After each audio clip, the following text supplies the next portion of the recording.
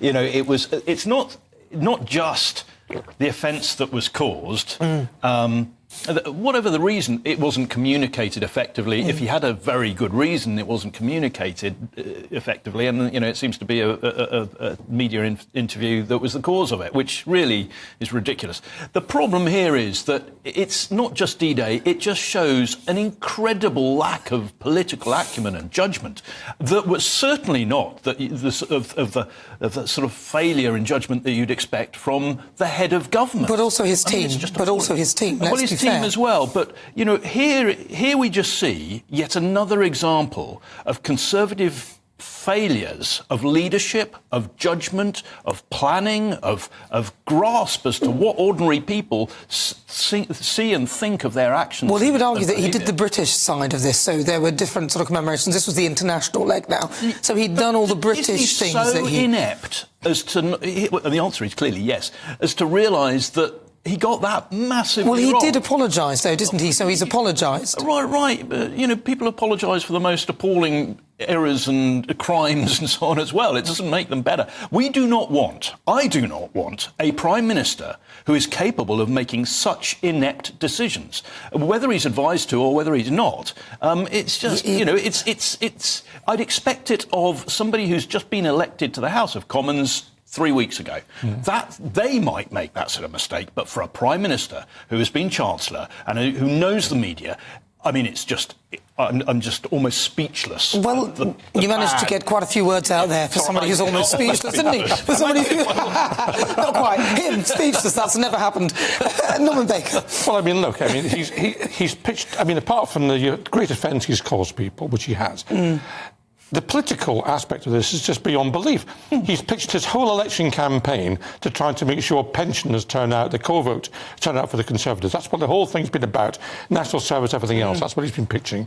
And here is a group who's going to be most offended, I think, by him turning away from D-Day celebrations or marking D-Day properly, as he should have done.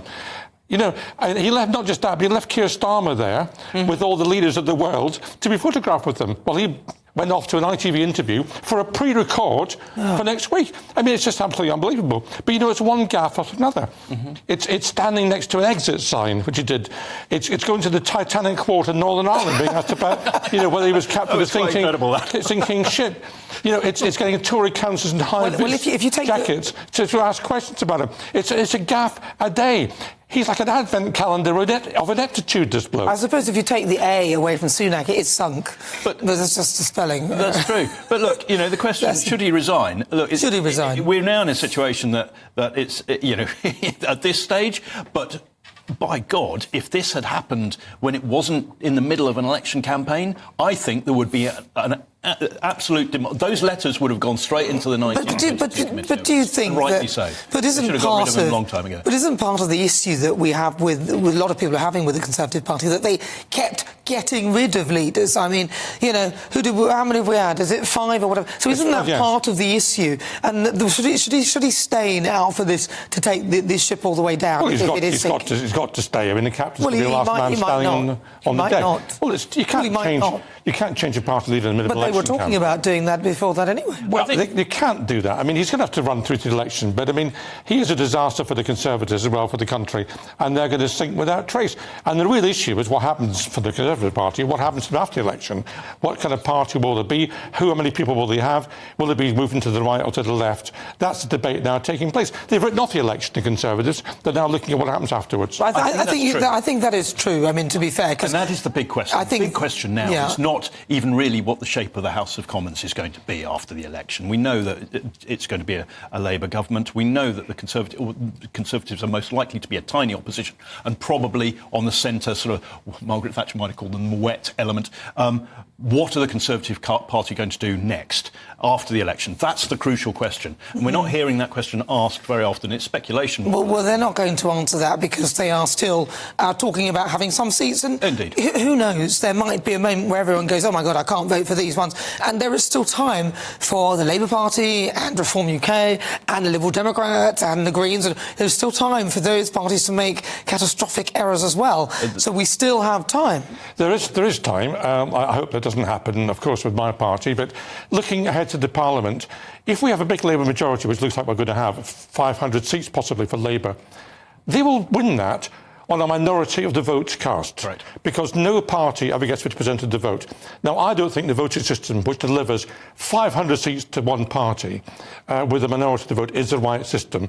And actually, the best government we had in the last 20 years was the Lib Dem Tory coalition. Well, you would say that. Well, no, it wasn't just that. Well, look, it lasted 5 years. It lasted 5 years. It's been absolute chaos since the Lib Dems left the government. Maybe. Some might argue that that's why we've been in chaos since. Maybe that's why, yeah. Because we weren't there. Maybe we're not, yes. I don't know how good we are with hung parliaments and coalitions, I'm not so sure. But then, you know, I think the electoral system does not enable us to have a real balance of power. Reform will get 10 or 15% of the vote and probably one seat if Nigel gets in. That's it. That's not fair. I think one of the things is everybody gives the example of Italy as a sort of chaotic result of coalitions. Look at Germany. Exactly. Germany's done very well with coalitions. Yeah. It doesn't work. Well, look, and to be fair to Rishi Sunak as well, he's not here to defend himself. He has already apologised for the faux pas. So, you know, maybe people will move on. We do need to look at their policies. Their manifestos come out actually this week, so hopefully we can move forward. He might even lose his own seat, you know, that's one of the projections. Well, you know, a lot of people might lose their own seats, but anyway,